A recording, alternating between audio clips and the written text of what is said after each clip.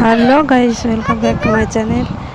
তো দেখো, আজকে আবার একটা নতুন মেনু নিয়ে চলে এসেছি। পুঁই শাক দিয়ে লাউ লাউ ডাল। তো দেখো, প্রথমে পুঁই শাকগুলো কেটে নিয়েছি ছোটো ছোটো করে, দিয়ে কুকারে বসিয়ে দিলাম। দিয়ে তারপরে মসুর ডাল দিয়ে দিলাম, জল, নুন, হলুদ, ওখানে একটু সোডা দিলাম। দেখো, দিয়ে দিলাম হলুদ দিলাম, অল্প পরিমাণে জল দিয়ে দেবো। জল দিয়ে দিলাম, প্রেসারে বেশি জল দিতে লাগে না, তো অল্প জল দিলাম, আর ঘন হবে তার জন্য। তো দেখো, ডালটা সেদ্ধ হয়ে গিয়েছে আমার। তো কড়াইয়ে লঙ্কা ফোড়ন দিয়েছি আর রসুন। তো ডালটাকে ছকে নেবো এবার। তো যারা পুঁই শাক খেতে পছন্দ করো না বা ডাল খেতে পছন্দ করো না, তারা এইভাবে ডাল রাঁধো, খেয়ে দেখো, খুব সুন্দর লাগে খেতে। তো দেখো, ডালটা আমি ছকে নেব।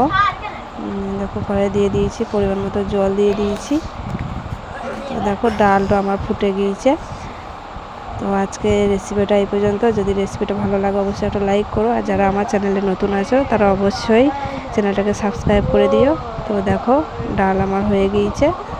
এরকমই নামাবো, ভালো লাগে, আরও ঘন হয়, আমি এখানে পাতলা করলাম। তো আজকের মতন এই পর্যন্ত।